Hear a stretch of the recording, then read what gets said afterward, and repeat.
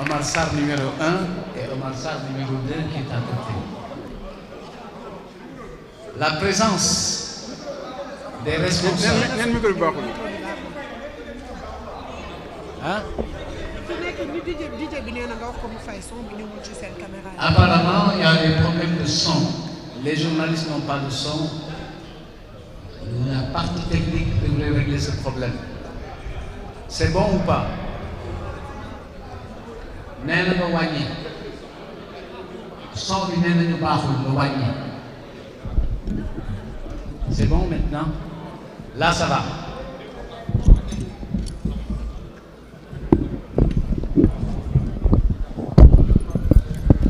Je disais donc que c'était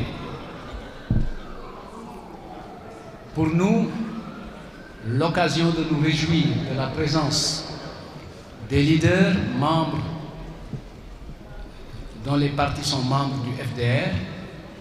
Vous le savez, l'Alliance pour la République est une composante importante à côté d'autres partis importants de notre vie politique qui ont décidé, à travers le FDR, de s'engager autour d'une conviction commune et partagée: la défense de la République sans concession et jouer la démocratie jusqu'au bout.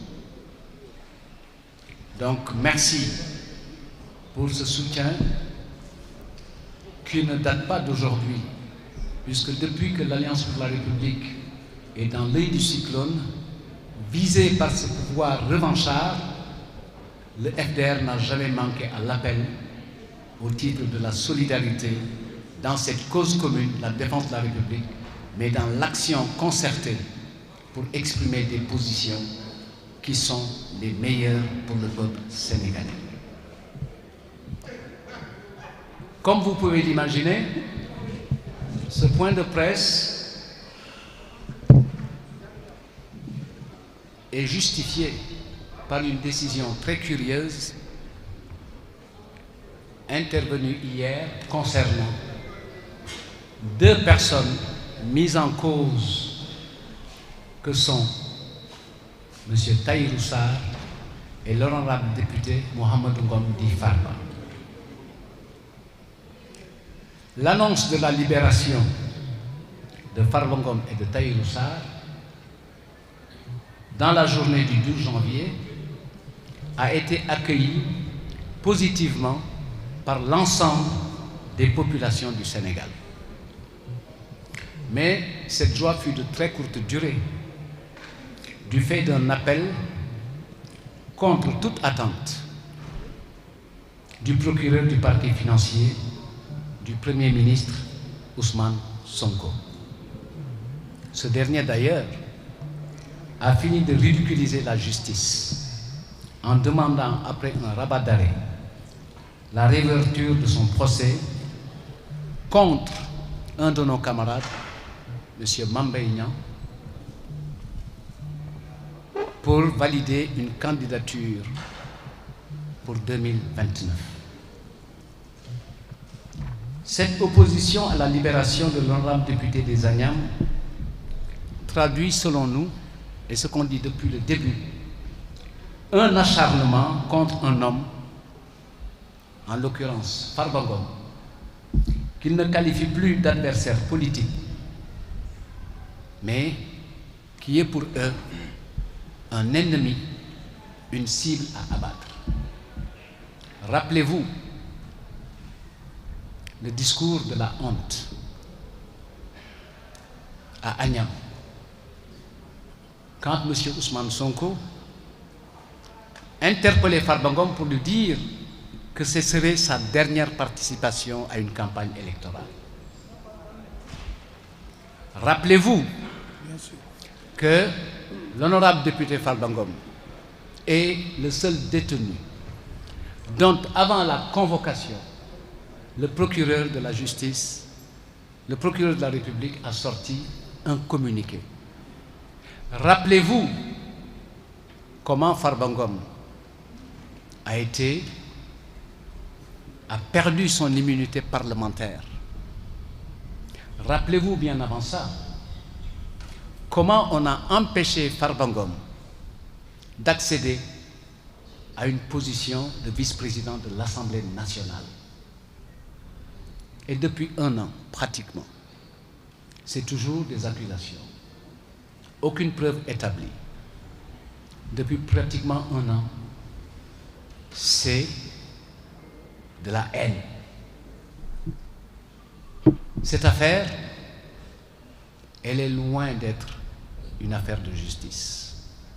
C'est notre position constante et notre lecture de la situation. Il s'agit ni plus ni moins que d'un acharnement contre l'honorable député Farba Ngom. Je l'ai dit tout à l'heure,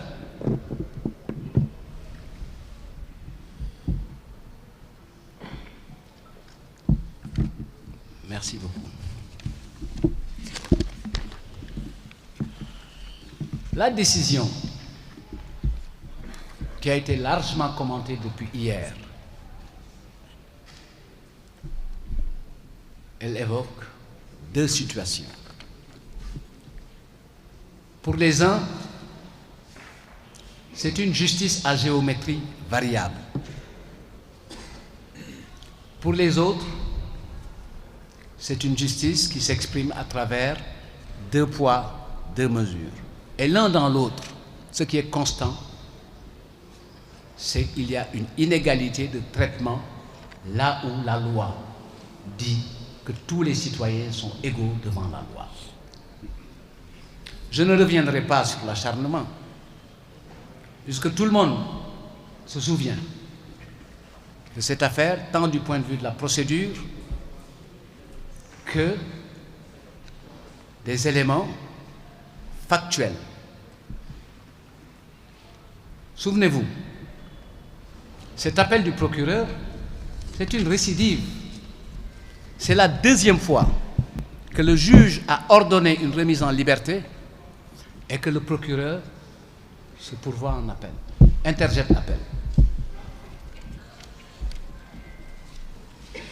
Loolu bu dul singali lan la ci wolof, bu dul singali lan la ci wolof. Depuis 1 an, le procureur nous promet des preuves, des scandales, des détournements. Et jusqu'ici, rien de tout ça n'est avéré. Ce qu'on constate, malgré des rapports médicaux qui attestent de l'incompatibilité de l'état de santé de Farba Ngom avec le milieu carcéral, il y a toujours cette situation totalitaire de maintenir la Farba Ngom en prison. Et à ce titre-là, les organisations qui défendent les droits de l'homme se sont prononcées. Mais ils n'ont pas trouvé une oreille attentive parce que omnibulés par la haine et son désir de liquider Farba Ngom. De notre point de vue, nous réaffirmons nos convictions républicaines. Je l'ai dit à l'entame, on défend la République et on préserve l'état de droit. Mais cela ne nous empêche pas d'avoir un avis sur cette décision. Et à ce titre, nous sommes très étonnés que les citoyens sénégalais, à qui nous reconnaissons le droit et la responsabilité de dire le droit, le disent mais ne l'appliquent pas. Et dans ce contexte, la justice, qui doit être un rempart, ne devrait jamais se transformer en risque et en danger pour notre République. Nous l'avons vu tout à l'heure, pour être très étonné. Depuis quand un ministre de la Justice prend le rôle du procureur pour se prononcer sur la situation et le cas de Farba Ngom. Nous disons tout simplement que la conférence de presse du garde des Sceaux est une conférence de panique. Ce n'est pas une conférence de presse, c'est une conférence de panique. Ce qu'on en a entendu concernant la fouille qui aurait permis de découvrir des téléphones auprès de Farba, qu'il avait par devers lui, les éléments révélés, la morale et la bonne éducation, nous interdisent de revenir là-dessus. La ñu wax nañ ñu yaree duñ ci tontu parce que mbir yu mel noonu dëkkul fii feneen la dëkk. dëgg la. On nous a mis de la justice.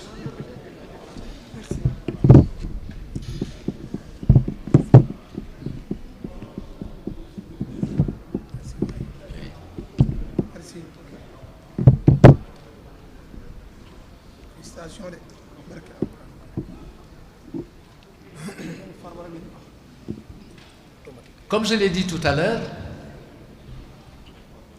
cette décision de maintenir l'honorable député Farba Ngom nous conforte dans notre vision. Dans cette affaire, tout est politique.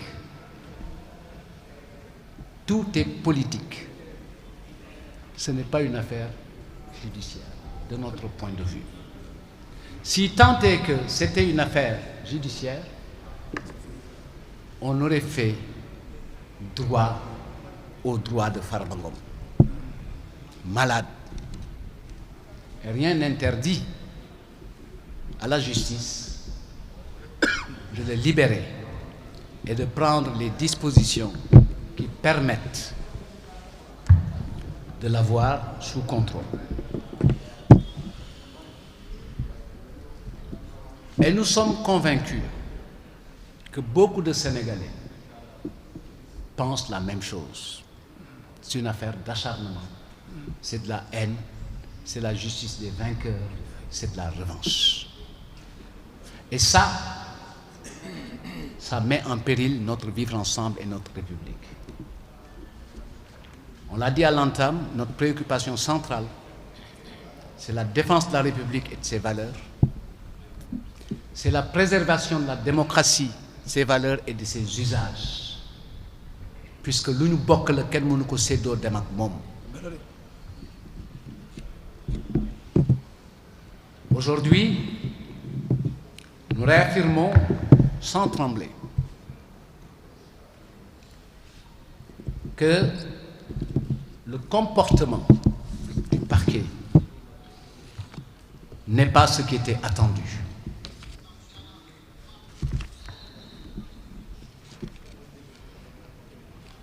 Nous considérons la décision d'hier comme une hérésie juridique. Et vous savez, depuis ce matin, quand vous écoutez les médias et les commentaires des Sénégalais, tous les qualificatifs ont été utilisés. Décision surprenante, décision honteuse, décision scandaleuse. Finalement, nous disons que c'est une hérésie juridique. Comment pouvons-nous comprendre que deux personnes inculpées pour les mêmes faits, qui ne sont toujours pas établis, se voient traitées de façon différente? C'est une question que nous posons à la justice de notre pays. Maintenant, si la réponse n'est pas confortable pour eux, on comprend aisément la conférence de panique de cet après-midi pour essayer d'alourdir les charges. Nous ne l'acceptons pas, nous le dénonçons avec la dernière énergie et de la façon la plus vigoureuse possible.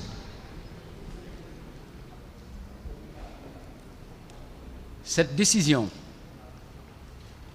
est une hérésie, je le disais tout à l'heure. L'Alliance pour la République et ses alliés, fidèles à leur posture, comme je l'ai rappelé, de défense de la République et de l'État de droit, feront face au régime totalitaire qui est en train de gouverner notre pays. Dans la même dynamique, nous exprimons notre solidarité et notre soutien total aux camarades du parti et aux citoyens sénégalais injustement privés de liberté. Je veux citer Pape Malick Ndour, Lat Diop, Ismaïla Madior Fall, Mamina Daffé, Moustapha Diop, Aïssatou Sophie Gladima, Jérôme Bandiaki, Ndeye Sali Diop, Soya Diagne, Maodo Malick Mbaye, Madiambal Diagne, 3 points de suspension. À cet effet, nous exigeons la cessation et la fin de tous les régimes privatifs de liberté et exigeons leur libération sans condition. À cet effet, un plan d'action sera mis en œuvre pour la restauration de l'état de droit et la défense de la République. Ce plan d'action sera structuré autour de tourner auprès des autorités religieuses. Ñun ak ñoom ñoo bokk réew mi am nañ ci kàddu bu ñu gisee réew mi di jëm fële seen cër may na leen ñu ne li ngeen nekkee baaxul te li ñuy gis li ñuy nekkee baaxul. Cette tournée devra nous mener auprès des organisations de la société civile qui, dans leur rôle de défense des droits de l'homme, ont leur mot à dire sur la situation carcérale inacceptable, injuste de nos camarades. Elle devra nous mener également cette tournée vers les représentations diplomatiques, puisque au bout du bout, il s'agit de l'image du Sénégal et de sa stabilité. Elle devra nous permettre d'être en contact avec toutes les forces démocratiques et citoyennes dont la perspective est de défendre la République, que ce soit des forces citoyennes organisées. Dans ce plan d'action, on annoncera très prochainement la date d'un grand rassemblement, une marche nationale pour la libération des détenus et des otages politiques. Pour terminer, la République est en danger.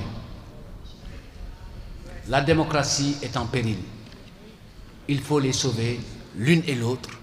Et c'est la mission du Front pour la défense de la République et c'est l'engagement originel de l'Alliance pour la République. Je vous remercie de votre bienveillance. Merci.